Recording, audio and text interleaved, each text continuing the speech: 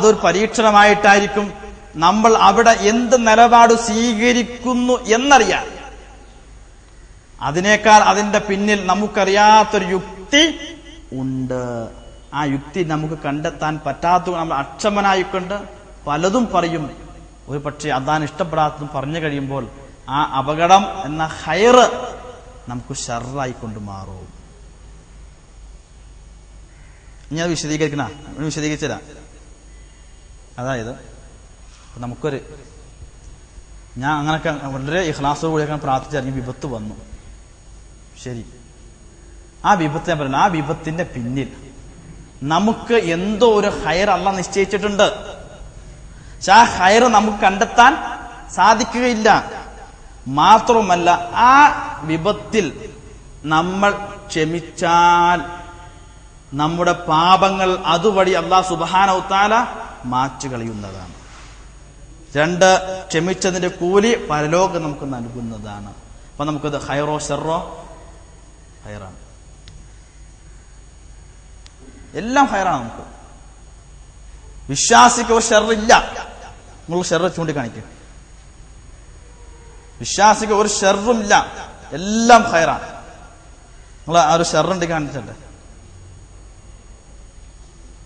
അല്ലാഹു സുബ്ഹാനഹു തആല ലോകത്ത് ആർക്കും ഒരു ഷർറിനെ സംവിധാനിക്കുന്നില്ല, എല്ലാവർക്കും. വമാ അസാബകും മിൻ ഹസനത്തിൻ ഫമിനല്ലാഹ്, നിങ്ങൾക്കൊരു നന്മ ലഭിക്കുന്നുണ്ടോ അത് അള്ളാഹുവിന്റെ പക്കൽ നിന്ന്. വമാ അസാബകും മിൻ സയ്യിഅത്തിൻ, തിന്മയാണെങ്കിൽ ഫമിൻ നഫ്സിക, അത് നിങ്ങളിൽ നിന്നാണ്, അല്ലാഹ് അല്ല. എല്ലാ നന്മയും അള്ളാഹ് നൽകിയതാണ്. അള്ളാഹ് ഒരാൾക്ക് ഒരു തിന്മ നൽകുന്നില്ല. തിന്മ വരുന്നത് നമ്മളാണ്, അള്ളാഹ് ഇടപെടൂല എന്നർത്ഥം. അതിപ്പോ എങ്ങനെയാന്നാ നിങ്ങൾ ആലോചിച്ചോ.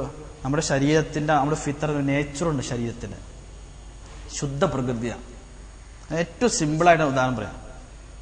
കളവ് പറയാൻ പാടില്ല എന്ന് ഇസ്ലാം പഠിപ്പിച്ചാണല്ലോ. കളവ് പറയാൻ എന്താ ഉണ്ടാകുക? താൽക്കാലികമായി രക്ഷപ്പെടുന്നത് മാത്രമല്ല, അതിന്റെ പേരിൽ നമ്മൾ എന്തെല്ലാം അനുഭവിക്കണം എന്ന് ആലോചിച്ച് നോക്കി. ഇന്ന് കളവ് കണ്ടുപിടിക്കാൻ ലൈ ഡിറ്റക്ടർ ഉണ്ട്. ഒരാൾ കളവ് പറഞ്ഞതാണെന്നോ ശരീരത്തിന്റെ കണ്ടുപിടിക്കാൻ പറ്റും എന്ന് പറഞ്ഞാൽ, കളവ് പറഞ്ഞാൽ ശരീരത്തിൽ പോലും മാറ്റം സംഭവിക്കുന്ന. കാരണം എന്താ? അല്ലാഹ് സൃഷ്ടിച്ച ശുദ്ധ പ്രകൃതിക്ക് വിരുദ്ധമാണ് കളവ്. ഇനി നിങ്ങൾ മനസ്സിൽ കാണുന്ന ഒരു തിന്മയായിട്ട് രോഗമാണ്. രോഗം ഒരു തിന്മയാണ്? രോഗം തിന്മയല്ല, നന്മയാണ്. എത്രയോ പേര് രോഗം കണ്ട് കഷ്ടപ്പെടുന്നു, മാരകമായ രോഗങ്ങൾ. ഇപ്പൊ ഇന്ന് കഴിഞ്ഞ ദിവസം ഞങ്ങളൊരു രോഗിയെ കാണാൻ കണ്ടത്, ബ്രെയിൻ ട്യൂമർ ബാധിച്ച് ആശുപത്രിയിൽ കിടന്ന, ഓപ്പറേഷൻ ചെയ്തിട്ട് വീട്ടിൽ പോയി. ഒരു 2 ദിവസം കഴിഞ്ഞപ്പോൾ അത് പിളർന്നു പോയി, ജോയിന്റ് വിടർന്നു പോയി. കുളിച്ചപ്പോൾ വെള്ളം ഇറങ്ങി, വീണ്ടും അമർദ്ദല. 40 വയസ്സുള്ളൂ. അപ്പൊ അതും ഒരു പരീക്ഷണം. ശരി, രോഗം നന്മയാണ്, തിന്മയല്ല. ഭൗതികമായും ആത്മീയമായിട്ടും. ഭൗതികമായി എന്ന് പറഞ്ഞാൽ ശരീരത്തിന്റെ രോഗപ്രതിരോധ ശക്തി വർദ്ധിക്കാൻ വേണ്ടി അല്ലാഹ് ചെയ്തു വച്ച സംവിധാനമാണ് രോഗം. ഒരു രോഗം നമുക്ക് വരുമ്പോഴേക്കും, ഒരു ചെറിയ പനി വരുമ്പോഴേക്കും, ആ പനിയെ പ്രതിരോധിക്കാനുള്ള ആയിരക്കണക്കിന് ആന്റിബോഡികൾ നമ്മുടെ ശരീരത്തിൽ ഉത്പാദിക്കപ്പെടുന്നു. അത് നമ്മൾ കാണാതെ പോവാ. ഒരു ചെറിയ പനി വരുമ്പോഴേക്കും വേണ്ട, നമുക്ക് ഒരു ഭക്ഷണം കഴിച്ചു, ദഹിച്ചില്ല, തലവേദനയായി അല്ലേ? ആ തലവേദന നമ്മുടെ വയറ്റിൽ ദഹിക്കാത്ത ഭക്ഷണം കിടക്കുന്നുണ്ട്, പുറത്തു പോകണം എന്നുള്ള സിമ്പലാ. മാത്രമല്ല, നിങ്ങൾ വേദന ഇല്ലെങ്കിൽ അവസ്ഥ ആലോചിച്ചൊക്കെ. നമ്മുടെ കാലിൽ ഒരു മുള്ളു തറച്ചു, നമ്മൾ എങ്ങനെ അറിയാ? വേദനിച്ചുകൊണ്ടാണല്ലോ. ഇപ്പൊ ഈ കുഷ്ഠരോഗികൾക്ക് വേദന ഉണ്ടാവില്ല. അപ്പൊ അതിൽ കാല് എലി മുറിച്ചുണ്ടായാലും പോലും അവരറിയില്ല. കാരണം വേദന അറിയുന്നില്ല. വേദന ഒരു ഹൈറാണ്. അപ്പോൾ മുള്ളു തറച്ചിട്ടൊന്നും ഉടൻ പ്രതിവിധി സ്വീകരിക്കണമെന്നുള്ള മെസ്സേജാണ് വേദനയിലൂടെ അല്ലാഹു നമുക്ക് നൽകുക. അതോടൊപ്പം ആയിരക്കണക്കിന് ആന്റിബോഡികൾ. ഇപ്പൊ ഞാൻ കഴിഞ്ഞ 200 വർഷങ്ങൾക്ക് മുമ്പ് ഒരു ദി വീക്ക് എന്ന് പറഞ്ഞ മാസിക ഒരു ലേഖനം എന്റെ സുഹൃത്ത് കാണിച്ചു തന്നു. അമേരിക്കയിലൊക്കെയും അവരുടെ നാട്ടിൽ ചിക്കൻ പോക്സ് പോലെ രോഗം വന്നാൽ രോഗം വരാത്ത കുട്ടികളെ ആ വീട്ടിലേക്ക് കൊണ്ടുവന്നിടുക. നമ്മൾ നേരെ തിരിച്ചു ചെയ്യണത്. രോഗം വരാത്ത കുട്ടികളെ ഈ രോഗം ചിക്കൻ പോക്സിലെ വീട്ടിൽ കൊണ്ടുവന്നിടും. എന്തിനാണെന്നറിയോ? ഈ കുട്ടികളുടെ ശരീരം ആ രോഗാണുമായി എന്ത് ചെയ്യാം? മല്ലടിക്കും തോറും ഈ ശരീരം ഉണർന്നു പ്രവർത്തിക്കും. ഈ രോഗത്തെ എന്ത് ചെയ്യാൻ? സ്വീകരിക്കാതിരിക്കാൻ. അങ്ങനെ അവസാനം ആന്റിബോഡികളിൽ ഇങ്ങനെ ആയിരക്കണക്കിന് പട്ടാക്കാരെ ഉണർന്നു പ്രവർത്തിച്ച് അവസാനം ഇവരെല്ലാവരും പരാജയപ്പെട്ടാലാണ് രോഗം കടന്നു വരുള്ളൂ. അങ്ങനെ ചെറിയ ചെറിയ രോഗങ്ങൾ കൊണ്ട് ശരീരം സ്റ്റെബിലൈസ്ഡ് ആയി ബലവത്തായി വലിയ വലിയ മാറാരോഗങ്ങൾ പിടിപ്പെടാതെ ശരീരം ബലവത്തായി വരും ആന്റിബോഡി ഉത്പാദിപ്പിക്കാൻ. ആത്മീയമായോ നബി പറഞ്ഞു, ഉമ്മു അല എന്ന സ്ത്രീ സഹാബി വനിത രോഗിയായി കിടക്കുക. നബി പറഞ്ഞു, അബിശ്രിയ ഉമ്മു അലായെ സന്തോഷിച്ചോ, ഇന്നൽ മറൽ മുസ്ലിമി, മുസ്ലിമിന്റെ രോഗം ലയദ്ഹബുല്ലാഹു ബിഹി ഖത്തായ, അവന്റെ പാപങ്ങൾ അതുമൂലം കഴുകിക്കളയുന്നു. കമാ തദ്ഹബുൻ നാറു ഖബസദ് ദഹബി വൽ ഫിദ്ദ, ഒരു തീ സ്വർണത്തിന്റെയും വെള്ളിയുടെ അഴുക്കുകൾ നീക്കുന്നത് പോലെ രോഗം വിശ്വാസിന്റെ പാപങ്ങളെ കഴുകിക്കളയണം. രോഗം പോണോ? പാപങ്ങൾ പോണോ? രോഗം രക്ഷപ്പെടണോ? പാപങ്ങൾ പൊറുക്കണോ? രോഗം വരാതിരിക്കണോ? ഏതാ വേണ്ടത്? പാപം സഹിക്കന്നെ ഹൈറല്ലേ? കണ്ടോ? അതറിഞ്ഞ ലോകത്തെ എല്ലാം. പക്ഷേ ഒരിക്കലും രോഗം അല്ലാഹ് സംവിധാനിച്ചാൽ നമ്മൾ പറയരുത്. അല്ലാഹ് എനിക്ക് രോഗം നൽകിയത് പറയരുത്. അത് ഖുർആൻ പഠിക്കാത്തതുകൊണ്ടാണ്. ഇബ്രാഹിം നബി അലൈഹി സ്വലാത്തു വസ്സലാം പറഞ്ഞു, വൈദാ മരിദ്തു, ഞാൻ രോഗിയായാൽ ഫഹുവ യശ്ഫി, അവനാണ് ശിഫ നൽകുന്നത്. രോഗിയാകൽ ഞാനാണ്. അല്ലാഹ് എന്നെ രോഗിയാക്കിയാൽ എന്നല്ല. ഫഇദാ മരിദ്തു, ഞാൻ രോഗിയായാൽ എന്റെ കാരണം മൂലം എനിക്ക് രോഗം വന്നാൽ ഫഹുവ യശ്ഫീൻ, എനിക്ക് ശിഫയാക്കാൻ പറ്റൂല, അല്ലാഹ് ശിഫയാക്കുള്ളൂ. അപ്പൊ രോഗം അല്ലാഹു അല്ല, രോഗശമനമാണ് അല്ലാഹു സംവിധാനിക്കുന്നത്. രോഗം വരാൻ കാരണം മനുഷ്യനാണ്. അതുകൊണ്ട് ലോകത്ത് അല്ലാഹ് ആർക്കും ഒരു തിന്മ സംഭവിക്കും. ഇനി നമ്മൾ കാണുന്ന തിന്മ ബാഹ്യമായി തിന്മയായിരിക്കും, ആത്യന്തികമായി നന്മയായിരിക്കും. നമ്മൾ ഒരു ഓപ്പറേഷൻ റൂമിലേക്ക് കയറുക, നമുക്ക് ഡോക്ടർ ഒരാളുടെ വയറിങ്ങനെ കീറി മുറിക്കുക. ഇത് കാണുന്ന ഒരു അല്പനായ മനുഷ്യൻ എന്ത് വിചാരിക്കും? ഡോക്ടർ എന്തോ ഒരു ഉപദ്രവം മനുഷ്യന് ചെയ്യാന്നല്ലേ. അയാളുടെ വയർ കീറി മുറിച്ചിട്ട് അതിന്റെ ഉള്ളിൽ നിന്നൊക്കെ ഇങ്ങനെ എടുക്കുക. അപ്പൊ ഈ രോഗിയുടെ ശത്രുവാണ് ഡോക്ടർ എന്നായി കാണുന്ന മനുഷ്യൻ വിചാരിക്കാൻ. ഡോക്ടർ ശത്രുവാണോ? ഇയാളുടെ മിത്രാണ്. പക്ഷെ ഈ പുറത്ത് കാണുന്ന അല്പനായ മനുഷ്യനുള്ള വിവരക്കുറവാണ് അയാൾക്ക് ആ തിന്മയായിട്ട്. നമുക്കൊരു കാര്യം ബാഹ്യമായി തിന്മയായി തോന്നുന്നത് ബാഹ്യമായി നമ്മുടെ അറിവില്ലായ്മ മൂലമാണ്. ആത്യന്തികമായി അതെന്താണ്? ഹൈറാൻ. ലോകത്ത് അല്ലാഹ് ഹൈറേ സംവിധാനിച്ചിട്ടുള്ളൂ. അപ്പൊ ഇനിയിപ്പോ നമുക്ക് പറയാനുള്ളത്, രോഗം ചിലർക്ക് അന്ധത കൊടുത്തു, ചിലർക്ക് സംസാരം കഴിയില്ല, ചിലർക്ക് മുടന്തന്മാർ, ആരും ഇതൊക്കെ കൊടുത്തില്ലേ. അവരെ സംബന്ധിച്ചിടത്തോളം അത് ഹൈറായിരിക്കും. അത് ഹൈറാണ്. അതിന്റെ പിന്നിലൊരു യുക്തിയുണ്ട്. ആ യുക്തി നമുക്ക് അറിയാൻ പറ്റുന്നില്ല. എന്നെ അന്ധനാക്കിയതിൽ, എന്നെ ബദിരനാക്കിയതിൽ, എന്നെ ഇന്നവനാക്കിയതിൽ എനിക്കറിയാത്ത ഒരു യുക്തിയും ലക്ഷ്യമുണ്ട്. അല്ലാഹ് പറഞ്ഞല്ലോ, ഞാൻ വെറുതെ ഒന്നും സൃഷ്ടിക്കൂലെന്ന്. ആ യുക്തിയും ലക്ഷ്യവും നമുക്ക് അറിയില്ല. ആ അറിയില്ലാത്ത വിഷയത്തിലേക്ക് നമ്മൾ അനാവശ്യമായി ചർച്ച ചെയ്യുമ്പോഴാണ് ആ ഹൈറ് ഷർറായി നമുക്ക് മാറുക. ഇപ്പൊ നമ്മുടെ നയനിലപാടുകളാണ് നമുക്ക് എന്താണ് മറന്നത്. ഒരു വിപത്ത് നമ്മൾ ക്ഷമിച്ചു, അന്ന് പറഞ്ഞു ക്ഷമിച്ചാൽ ഇരട്ടി കൂലിന്നാ. ഇരട്ടി കൂലി വരും. അക്ഷമനായി വേണ്ടാത്തൊക്കെ പറഞ്ഞാലോ എന്ത് ചെയ്യും? പാപത്തിന്റെ ഫലവും അനുഭവിക്കണം, ശിക്ഷയും വാങ്ങേണ്ടി വരും. രോഗവും സഹിക്കണം, ശിക്ഷയും വാങ്ങേണ്ടി വരും. സഹിച്ചാലോ രോഗം മാത്രം സഹിച്ചാൽ മതി, കൂലി പരലോകത്ത് വരും. പാപരഹിതനായി അള്ളാഹിനെ കണ്ടുമുട്ടാൻ സാധിക്കുന്ന അതിനേക്കാൾ വലിയ ഓഫർ വേണ്ടല്ലോ. അതാണ് അള്ളാഹ് റഹ്മാൻ റഹീമാണെന്ന് പറഞ്ഞ അള്ളാഹിന്റെ കാരുണ്യം. അതേ കാരുണ്യമാണ്. പക്ഷെ ഇതൊന്നും നമുക്ക് അത് അറിയില്ലാത്തതുകൊണ്ടാണ് വിഷയം. നന്മയും തിന്മയും അള്ളാഹുവിൽ നിന്നുള്ളതാണല്ലോ എന്നാണ്. അതിനിപ്പോ എന്താ തെറ്റ്? ആണ് എന്താ തെറ്റ് പറ? അപ്പൊ തിന്മ അള്ളാഹ് സൃഷ്ടിച്ചതാണെന്നല്ലേ ആണ്. കാരണം അള്ളാഹു മാത്രമാണ് ഖാലിഖ്. ഒരു തിന്മ നമുക്ക് വരണമെങ്കിൽ അള്ളാഹ് ആ സമയത്ത് അത് സംവിധാനിക്കണം. ഏത്?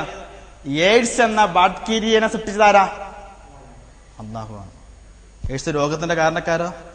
മനുഷ്യൻ. മനസ്സിലായ? അള്ളാഹ് ആണ് എല്ലാത്തിന്റെയും സൃഷ്ടാവ്. ആ നിലക്ക് നമുക്ക് തോന്നുന്ന ഒരു തിന്മയായ വസ്തു പോലും വരുന്നത് ഇല്ലാ ബിഇദ്നില്ലാ. അതുകൊണ്ട് നന്മകൾ മാത്രമേ അല്ലാഹുവിലേക്ക് ചേർത്തി പറയാൻ പാടുള്ളൂ, തിന്മ ചേർത്തി പറയാൻ പാടില്ല. ഏതുപോലെ ഞാൻ പറഞ്ഞതുപോലെ ഈ പറഞ്ഞ രോഗാണുക്കളെ സൃഷ്ടിച്ചത് അള്ളാഹുവാണ്, പക്ഷെ ഇവ രോഗ കാരണമായി മാറുന്നത് നമ്മളാണ്. ഇപ്പൊ കറണ്ട് സൃഷ്ടിച്ചതൊക്കെ ഇപ്പൊ അള്ളാന്റെ വലിയ കഴിവാണല്ലോ. ഒരാൾ പോയി നേരെ വയരം പിടിച്ചിട്ട് പ്ലഗ് കുത്തിയ കയറെ പിടിച്ച് ഒരാൾ മരിച്ചാൽ ആരതിന്റെ കാരണക്കാരൻ അള്ളാഹ് കറണ്ട് സൃഷ്ടിച്ചുകൊണ്ടാണ്? അല്ല, അത് ഹയറാണ്. ആ ഹയർ നമ്മൾ ഷർറാക്കി മാറ്റിയതാണ്. അതാണ് നന്മയും തിന്മയിലും അള്ളാഹ് വിശ്വാസം.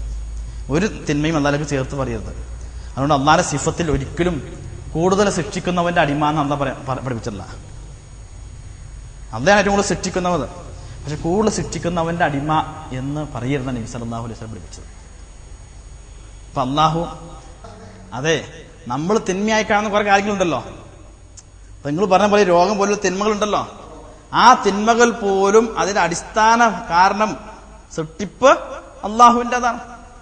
രോഗാണോ എന്ന ബാക്ടീരിയ സൃഷ്ടിച്ചത് അള്ളാഹുവാണ്. കാരണം അള്ളാഹുവാണ് മാത്രമാണ് ഖാലിക്ക്, വേറെ ആർക്കും ഖാലിക്കാവാനുള്ള അവകാശമില്ല. പക്ഷേ ആ രോഗാണുക്കളെയും നിങ്ങൾ ശരീരത്തിലേക്ക് മറ്റു രോഗമായി മാറാനുള്ള കാരണം നിങ്ങളാണ്. ഇപ്പൊ അള്ളാഹുവിന്റെ അനുവാദമില്ല ലോകത്ത് ഒന്നും നടക്കൂല. ഒരാളെ കൊല്ലണമെങ്കിലും അള്ളാഹ് ഉദ്ദേശിക്കണമല്ലോ, അള്ളാന്റെ ചെയ്തണമല്ലോ. അപ്പൊ അള്ളാഹ് ഇപ്പൊ കൊലക്ക് കൂട്ടുന്നിട്ടാ? അല്ല, അള്ളാഹ് ഖാലിക്കാണ്. അതുകൊണ്ട് അള്ളാഹ് ഉദ്ദേശിച്ചാൽ എന്തും നടക്കുള്ളൂ. അതുകൊണ്ടാണ് അങ്ങനെ പറയാൻ കാരണം. മാത്രവുമല്ല ഹയർ മാത്രമേ ചേർത്ത് പറയാൻ പാടുള്ളൂ, ഷെർ അള്ളാഹിലേക്ക് ചേർത്ത് പറയാൻ പാടില്ല. അതുപോലെ അള്ളാഹ് എന്നെ രോഗിയാക്കി, എന്നെ രോഗം തന്നു എന്ന് പറയരുത്. അള്ളാഹു എന്നെ ഷിഫയാക്കി എന്ന് പറയാൻ പാടുള്ളൂ. അത് അതിന്റെ ഉസൂലിയായ വിഷയമാണ്. അടിസ്ഥാനപരമായി അള്ളാഹുവെ എന്റെ രോഗം മാറണമേ എന്ന് പ്രാർത്ഥിക്കരുത്. അല്ല, അള്ളാഹുവെ എന്റെ രോഗം മാറ്റിത്തരണമേ എന്ന് പ്രാർത്ഥിക്കേണ്ടത്. അള്ളാഹുവെ ഞാൻ പരീക്ഷയിൽ ജയിക്കണമേ എന്നല്ല, അള്ളാഹുവെ പരീക്ഷ എന്നെ ജയിപ്പിക്കണമേ എന്നാ പ്രാർത്ഥിക്കേണ്ടത്. വ്യത്യാസം മനസ്സിലായ? ജയിക്കണമേ എന്ന് പറഞ്ഞാൽ അള്ളാഹുവെ നിന്റെ ഇടപെടലൊന്നും ഇല്ലാതെ ജയിച്ചു പോകണം. പഠിച്ചവനെ എനിക്ക് ജയിക്കാൻ സാധ്യമല്ല, നീ ജയിപ്പിക്കണമേ, നീ ജയിപ്പിച്ചാലേ എനിക്ക് ജയിക്കാൻ സാധ്യതയുള്ളൂ. അപ്പൊ അതുകൊണ്ട് പല ഹയറും നമുക്ക് വരാത്തത് കാരണക്കാര് ഞാൻ പറയാം. ഒരു കുട്ടി പഠിച്ചു, നന്നായി പഠിച്ചു, പ്രാർത്ഥിച്ചിട്ടൊക്കെ പരീക്ഷയ്ക്ക് പോയി തോറ്റു. പക്ഷെ ആ തോൽവി അവൻ എന്താണ്? അസാ അൻ തുഹിബ്ബു ശൈഅൻ വഹുവ ശർറുൻ ലഹു. നിങ്ങൾ ഏതൊന്ന് ഇഷ്ടപ്പെടുന്നുവോ ആത്യന്തികമായി നിങ്ങൾക്ക് ഷർറായിരിക്കും. അസാ അൻ തക്റഹു ശൈഅൻ വഹുവ ഖൈറുൻ ലക്കും. നിങ്ങൾ ഏതൊന്ന് ബാഹ്യമായി വെറുക്കുന്നുവോ അത് നിങ്ങൾക്ക് ഹയറായിരിക്കും. ആ കുട്ടി പരീക്ഷ തോറ്റത് ആ കുട്ടിക്ക് ആത്യന്തികമായി ഹയറാണ്. പക്ഷെ ആ കുട്ടി അക്ഷമനായിക്കൊണ്ട് അള്ളാഹിനെ ഇഷ്ടപ്പെടാത്തത് പറഞ്ഞാൽ ആ ഹയറ്, ഞാൻ അതിന് ഒരുപാട് ഉദാഹരണം സമർപ്പിക്കാൻ വരും. ഇപ്പൊ എന്റെ ഒരു സുഹൃത്ത് ജാമ്യന്ന് കഴിഞ്ഞ ശേഷം അലിഗഡ് യൂണിവേഴ്സിറ്റി പോകാൻ വേണ്ടി ഒരുപാട് പരിശ്രമിച്ച് നടന്നു. അങ്ങനെ അവിടുന്ന് ഫോമൊക്കെ വന്ന് അവസാനം ഇങ്ങനെ കോളേജിൽ നിന്ന് സർട്ടിഫിക്കറ്റ് കിട്ടാൻ വൈകി. ഓരോ കാരണങ്ങൾ പറഞ്ഞു ഇവൻ ചെല്ലും നാളെ അങ്ങനെ പറഞ്ഞപ്പോ വൈകി. സർട്ടിഫിക്കറ്റ് കിട്ടിയ അന്നാണ് ലാസ്റ്റ് ഡേറ്റ്. അപ്പൊ ഏതായാലും ആ അപേക്ഷ ഫോം അലിഗഡിൽ എത്തൂല. അങ്ങനെ അവന് അലിഗഡിൽ പഠനം പോയി. അങ്ങനെ വിളിച്ചു, അതിന് പ്രയാസമാണ്, മനസ്സാകെ തളർന്നു. അങ്ങനെ ജാമ്യം അങ്ങനെ ചെയ്തുകൊണ്ടാണ് ഓരോ കാരണങ്ങൾ വൈകി പോയി. അങ്ങനെ അവൻ അപ്പൊ ഞങ്ങളൊക്കെ പറഞ്ഞു ക്ഷമിക്കുക, പ്രയാസപ്പെടില്ല എന്നൊക്കെ പറഞ്ഞു. അങ്ങനെ ഇരിക്കുന്ന സമയത്ത് അവന്റെ നാട്ടിലൊരു PSC പരീക്ഷ വന്നു. അവൻ പോയി എഴുതി. ഞാൻ പറയുന്നു വീടിന്റെ നേരെ മുമ്പിലുള്ള ഗവൺമെന്റ് സ്കൂളിലാണ് ജോലി. ആ സ്കൂളിൽ പ്രത്യേക എല്ലാ അധ്യാപകരും മുജാഹിദാണ്. ബെല്ലടിക്കുമ്പോൾ പോയാൽ മതി. നിങ്ങൾ അയച്ചോക്ക്. അവൻ അന്ന് അലിഗഡിലോട്ട് പോകാൻ അള്ളാഹ് തടഞ്ഞു വെച്ച എന്തിനാ? ഈ ഹയർ വരാനാ. അന്ന് അവൻ ചില ദീനൊക്കെ ഉള്ളതുകൊണ്ട് അക്ഷമനാകാതെ ക്ഷമിച്ചതുകൊണ്ട് അള്ളാഹ് എന്ത് ചെയ്തു? നമ്മൾ വെയിറ്റ് ചെയ്യണം. അതാ വിഷയം. നമുക്ക് ക്ഷമയില്ല, വെയിറ്റ് ചെയ്യണം. ഇപ്പൊ നമ്മള് 8:10 ബസ്സുണ്ട്, നമ്മൾ ഓടി വന്നിട്ട് ആ ബസ്സാണ് പാസ് ചെയ്ത് പോയി. നമ്മൾ ഡ്രൈവറെയും ശപിക്കും, വഴി കണ്ട സംസാരിച്ചവനെയും എല്ലാവരും ശകാരിച്ചായിരിക്കും വരാം. അപ്പൊ നമ്മൾ ഈ പറഞ്ഞ കാര്യം ഡ്രൈവർക്ക് അറിയില്ലല്ലോ. നമ്മളെല്ലാവരും ശപിച്ച് ഞാകപ്പാട് പ്രശ്നമായി മനസ്സിൽ കയറി അടുത്ത ബസ്സിന് കയറി ചെന്നപ്പോൾ മുന്നിലെ ബസ് അതാ ഇടിച്ചു കിടക്കുന്നു. നമ്മൾ പറഞ്ഞതൊക്കെ പോയാ അത് തിരിച്ചെടുക്കാൻ പറ്റുമോ? അപ്പൊ നമുക്ക് ഏതൊന്ന് വിഷയമായി വരുന്നോ അതിന്റെ പിന്നിൽ ഒരു ഹയർ ഉണ്ടാകും. നമ്മൾ ഹയറും ഷെറും ചോദിച്ചിട്ടായിരിക്കണം. ഹയറും ഷെറും ചോദിച്ചിട്ടായിരിക്കും. അതിന്റെ പിന്നിൽ ആ ഹയർ ഉണ്ടാകും. ആ ഹയർ വരാൻ അല്പ താമസമെടുക്കും. വെയിറ്റ് ചെയ്യണം. അത് നമ്മളിപ്പോ സാധാരണ നമുക്ക് പോകേണ്ട ഒരു ബസ് ഉണ്ട്. അപ്പൊ 8:10 ബസ്. നമ്മൾ 8 മണിക്ക് പോയിട്ട് എന്താ ബസ് വരാത്ത ബസ് വരാത്ത ധൃതി പിടിച്ച കാര്യമുണ്ടോ? ബസ് വരൂല. സമയം അയാളെ ബസ് വരുള്ളൂ. അപ്പൊ അള്ളാന്റെ വിധി വരാൻ വേണ്ടി നമ്മൾ എന്ത് ചെയ്യേണ്ടി വരും? ക്ഷമിക്കേണ്ടി വരും. പക്ഷെ നമുക്ക് അവിടെ ക്ഷമിക്കാൻ നമുക്ക് പറ്റുന്നില്ല. അക്ഷമനായിക്കൊണ്ട് പലതും പറയും. അപ്പൊ ആ വിധി എന്ത് ചെയ്തു? നീണ്ട് ക്ഷമിക്കാൻ നമ്മൾ ക്ഷമിക്കും. ആ സമയം എത്തുമ്പോൾ അതാ നിശ്ചയിച്ച സമയവും പോയിന്റ് കറക്റ്റ് വന്നാലേ അത് നടക്കുകയുള്ളൂ എന്നർത്ഥം.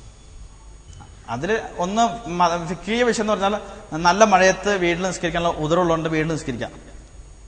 അപ്പൊ ഞാൻ ഇറങ്ങുന്ന സമയത്ത് നല്ല മഴ പെയ്യിപ്പിച്ചത് എനിക്ക് അങ്ങനെ ജമാഅത്ത് നഷ്ടപ്പെടുന്നല്ല. അതിന്റെ പേര് ഹയർ ഉണ്ടാവും. 1.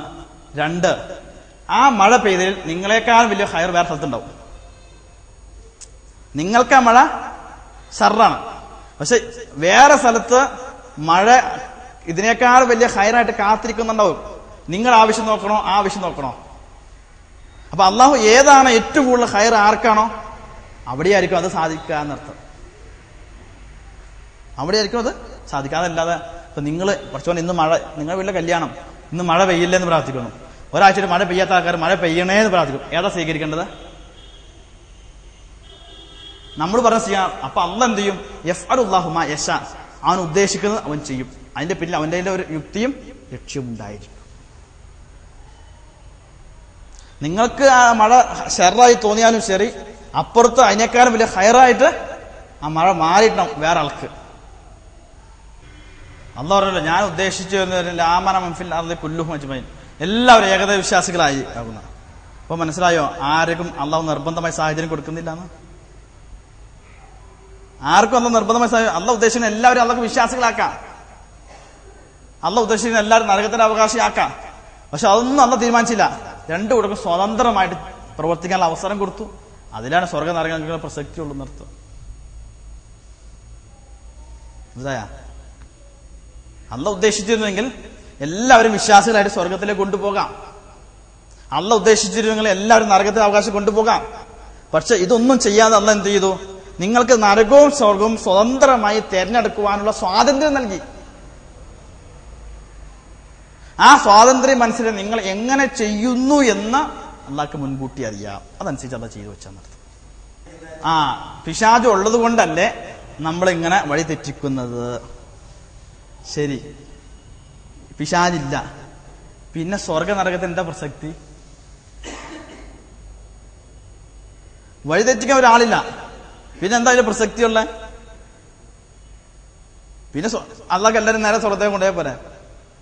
അതല്ല, വഴി തെറ്റിക്കാൻ ഒരാളുണ്ടാകുകയും വഴി തെറ്റാനുള്ള സാഹചര്യം ഉണ്ടാകുകയും ആ സമയത്ത് അള്ളാഹുവിനെ ഭയപ്പെട്ട് ജീവിക്കുന്നവർക്കാണ് സ്വർഗം. അതിന്റെ കഷ്ടപ്പാടുണ്ട്. അതിനു വേണ്ടി അള്ളാഹ് ചെയ്തു വെച്ചതാണ്. നീ അള്ളാഹ്ക്ക് ഇപ്പൊ ഇതൊന്നും സംവിധാനിക്കേണ്ട ആവശ്യമൊന്നുമില്ല. ഞാൻ ക്ലാസ്സിലേക്ക് വന്നു, അത് നന്മയല്ലേ? തിരിച്ചു പോകുമ്പോൾ പലിശയ്ക്ക് പോകുന്നു. നിങ്ങൾക്ക് പോകുവാനുള്ള ആയുസ്സും ആരോഗ്യം ശരീരവും കാലും കൈയും തന്ന അള്ളാഹ്. പോകുക എന്നത് നിങ്ങളുടെ ഇഖ്തിയാർ, നിങ്ങളുടെ സ്വാതന്ത്ര്യമാണ്. അള്ളാഹ് തന്നിട്ടില്ല.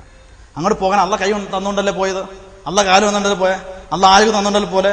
പലിശന്റെ സംവിധാനം ഉള്ളതുകൊണ്ടല്ലേ പോയത്? ആണ്. നിങ്ങൾക്ക് വാഹനം അള്ളാഹ് അനുഗ്രഹം തന്നുകൊണ്ടല്ലേ പോയത്? അതെ, അതൊക്കെ തന്ന അള്ളാഹ്. പക്ഷെ അങ്ങോട്ട് പോകുവാനുള്ള ഇഖ്തിയാർ, തെരഞ്ഞെടുപ്പ് നിങ്ങൾ നടത്തിയതാ. അത് അള്ളാഹിലേക്ക് ചേർക്കരുത്. ഒരാളുകൊണ്ട് വണ്ടി കൊണ്ട് ഇടിച്ചു, ഒരാൾ മരിച്ചു. വണ്ടി കൊണ്ടുകൊണ്ടല്ലേ ഇടിച്ചേ? അപ്പൊ അള്ളാഹ് വണ്ടി സൃഷ്ടിച്ചുകൊണ്ടല്ലേ ഇപ്പൊ അപകടം പറ്റിയത്?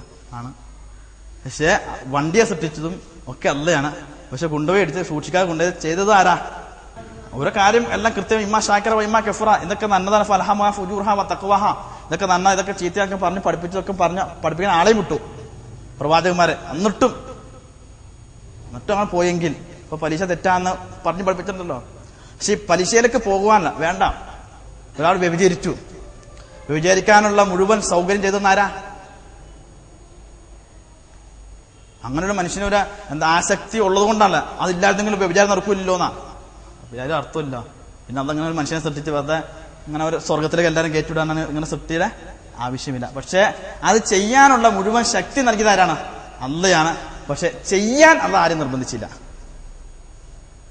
ചെയ്യാൻ നിർബന്ധിച്ചില്ല. ആ ചെയ്യാൻ എന്ന കർമ്മം പ്രവൃത്തി നിങ്ങൾ ഉണ്ടാക്കിയതാണ്. പക്ഷെ ഇവൻ ഇങ്ങനെ ചെയ്യുമെന്ന് മുൻകൂട്ടി അള്ളാഹ്ക്ക് അറിയാം, മുൻകൂട്ടി ചെയ്യുന്ന അപ്പോൾ അവനെ ചെയ്യണമെങ്കിൽ ആ സമയത്ത് അള്ളാഹ് ഉദ്ദേശിക്കണം,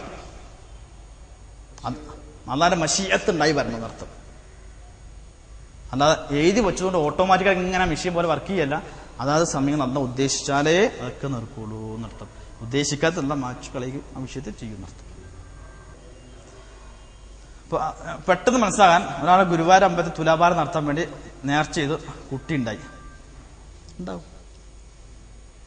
ഉണ്ടാവും. എന്താ കാരണം എന്നറിയോ? അവിടെ കുട്ടിയെ കൊടുക്കാൻ ലോകത്ത് അള്ളാഹ്ക്കല്ലാതെ ഒരു ശക്തിക്കും ആവില്ല. പക്ഷേ അള്ളാഹു സുബ്ഹാന അവിടെ ശ്രദ്ധിച്ചത് അവന്റെ ആവശ്യമായിട്ടാണ്. പക്ഷെ ആ കുട്ടിയെ കൊടുക്കും തോറും കുട്ടിയെ കൊടുത്തവൻ അള്ളാഹു സുബ്ഹാനഹു വ തആലയാണ്. കാരണം അവർക്ക് മാത്രമേ ഖാലിഖാകാൻ അവകാശമുള്ളൂ, വേറെ ആൾ കുട്ടിയെ കൊടുക്കൂല. അവനാ കുട്ടിയെ കൊടുത്തത്. അപ്പൊ ഗുരുവായൂരപ്പനോട് പ്രാർത്ഥിച്ചാലും മുഹമ്മദ് നബിയോട് പ്രാർത്ഥിക്കും, കുട്ടിയെ കൊടുക്കുന്ന ആരാണ്? അള്ളാഹുവാണ്. പക്ഷേ അവിടെ പോകുക എന്ന പ്രവൃത്തി ഇവൻ ചെയ്തതാണ്. അത് ഇവനെ എന്ത് ചെയ്തേക്കും? പരീക്ഷിക്കാൻ. ഇവൻ പോകുമോ ഇല്ല, അന്ന് അത്ര നേരം ഇവനെ വെയിറ്റ് ചെയ്ത് എന്താണെന്നറിയോ? ഇവൻ എന്ത് പോയില്ലെന്നറിയാൻ. എന്താ കുട്ടി കൊടുക്കാറുന്നത്? ഇവൻ എവിടം വരെ പോകും, ഇവൻ ക്ഷമിക്കോ ഇല്ലെന്ന് അറിയാമല്ലേ, നെബുലുവക്കും, നിങ്ങളെ പരീക്ഷിക്കാം. പക്ഷെ നിങ്ങളെ പരീക്ഷണത്തിൽ പതറിയപ്പോൾ അള്ളാഹ് എന്ത് ചെയ്തു? ഇനി കൊണ്ടുപോയിക്കോ, ഞങ്ങൾ വാങ്ങും. അതെ, അവന് കുട്ടിയെ അള്ളാഹ് കൊടുത്തില്ല. കാരണം എന്താ? അവന് കുട്ടിയെ കൊടുക്കാതിരുന്നത് ഒന്ന്, അവന് ആത്യന്തികമായ ഒരു ഹൈർ ഉണ്ടായിരിക്കും, അത് മനസ്സിലാക്കി. രണ്ട്, ഇവനെ കുട്ടിയെ കൊടുക്കാതിരുന്നാൽ ഇവനെ എങ്ങനെയൊക്കെ പോകുമെന്ന് അള്ളാഹ് തിരിച്ചറിയാൻ വേണ്ടി പരീക്ഷിക്കാൻ വേണ്ടി കൊടുത്ത പരീക്ഷണമായിട്ട് ആ പരീക്ഷണം അവൻ പതറി അപ്പുറത്തേക്ക് പോയപ്പോൾ അള്ളാഹ് എന്ത് ചെയ്തു? ഏതായാലും നീ തോറ്റു, നീ കൊണ്ടുപോക്കോ എന്ന് പറഞ്ഞ കുട്ടിയെ കൊടുക്കുന്നതാണ്. അല്ല, എല്ലാവരും മുസ്ലിമായിട്ട് ജനിക്കണം. കുല്ലു മൗലൂദിൻ യൂലദു അലൽ ഫിത്ര. ലോകത്ത് എല്ലാവരും മുസ്ലിമാണ്. അബവാഹു യുഹവ്വിദാനി വയുമജ്ജിസാനി വയുനസ്സറാനിഹി. മാതാപിതാക്കളാണ് അവര് ക്രിസ്ത്യാനിയും ജൂതനും അജ്ഞന്. ഹിന്ദുവിന്റെ കുട്ടി ജനിക്കുന്നത് ഹിന്ദു ആയിട്ടല്ല, മുസ്ലിമായിട്ടാണ്. ജൂതന്റെ കുട്ടി ജനിക്കുന്നത് ജൂതനായിട്ടല്ല, മുസ്ലിമായിട്ടാണ്. അഗ്നി ആരാധന കുട്ടി ജനിക്കുന്നത് അഗ്നി ആരാധന മുസ്ലിമായിട്ടാണ്. ഭൗതികവാദിയെ കുട്ടി ജനിക്കുന്നത് ഭൗതികവാദിയായിട്ടല്ല, മുസ്ലിം. എല്ലാവരും മുസ്ലിമായിട്ട് ജനിക്കുന്നത്. പക്ഷെ അവരെ മാറ്റുന്നത് മാതാപിതാക്കളാണ് എന്നർത്ഥം. എല്ലാവരും ശുദ്ധ പ്രകൃതിയാണ്, എല്ലാവരുടെയും. ഒരു നിർബന്ധമായ സാഹചര്യം അവിടെ ഇല്ല. ജനിക്കുന്ന മാതാപിതാക്കളാണ് അവരെ ജൂതനും ക്രിസ്ത്യാനിയൊക്കെയായി മാറ്റുന്നതെന്നർത്ഥം. എന്തുകൊണ്ട് അള്ളാഹുവിനോട് മാത്രം പ്രാർത്ഥിക്കാൻ പറഞ്ഞു? അള്ളാഹു അല്ലാത്തവരും പ്രാർത്ഥിച്ചാലും അള്ളാഹ് ആ വഴി കൊടുക്കും. എന്തുകൊണ്ടാ? അള്ളാഹു അല്ലാത്തവരോട് പ്രാർത്ഥിച്ചാലും ആ വഴിയും അള്ളാഹ് കൊടുക്കും. പക്ഷെ നിങ്ങൾ അത് തെറ്റാണ്. നിങ്ങൾ ഏത് ചെയ്യേണ്ടത് അള്ളാഹു മാത്രമേ, ഇല്ലെങ്കിൽ അള്ളാഹ് പറയേണ്ട ആവശ്യമില്ലല്ലോ. കാരണം അവിടെ കിട്ടൂല, ഉറപ്പാണല്ലോ. അവിടെ കിട്ടൂല എങ്കിൽ പിന്നെ അള്ളാഹിനെ എല്ലാവരും ചോദിക്കൂലേ? അവിടെ കിട്ടൂ, അതുകൊണ്ട് അങ്ങോട്ട് പോരെ, ഇങ്ങോട്ട് മാത്രമേ പോകാവൂ എന്ന് പറഞ്ഞ് പഠിപ്പിച്ചെന്താ? അവിടെ കിട്ടുമെന്നുള്ളതുകൊണ്ടാണല്ലോ. പക്ഷെ അവിടെ കിട്ടുന്നത് ആര് വഴിയായിരിക്കും? അള്ളാഹ് നൽകിയത് വഴിയായിരിക്കും. അത് അവനെ പരീക്ഷിക്കാൻ വേണ്ടിയായിരിക്കും എന്നർത്ഥം. ഹിന്ദുക്കൾക്ക് കുട്ടി ജനിക്കുന്നില്ലേ? അവർക്ക് മഴ കിട്ടുന്നില്ലേ? സൂര്യനൊക്കെ അവർക്ക് കിട്ടുന്നില്ലേ? എന്താ കാരണം? അതെ, ഇവിടെ അവരൊക്കെ അള്ളാന്റെ അടിമകളാണ്. ഇവിടെ അള്ളാന്റെ അടിമകളാണ് അവരൊക്കെ. അപ്പോ അള്ളാഹ് അവരെ സൃഷ്ടിച്ചിട്ടുണ്ടെങ്കിൽ അവർക്ക് എല്ലാം ചെയ്തു കൊടുക്കും. പക്ഷെ ഇവിടെ അല്ലയോ തീരുമാനം അവിടെയാണ്. ഇവിടെ റഹ്മാൻ, അവിടെ റഹീം. റഹ്മാൻ എന്ന് പറഞ്ഞാൽ വഴിപ്പെടുന്നവനും വഴിപ്പെടാത്തവർക്കും കരുണ ചെയ്യുന്നവനാണ് റഹ്മാൻ. റഹീം എന്ന് പറഞ്ഞാൽ വഴിപ്പെടുന്നവർക്ക് മാത്രം. അത് പരലോകത്ത് മാത്രം.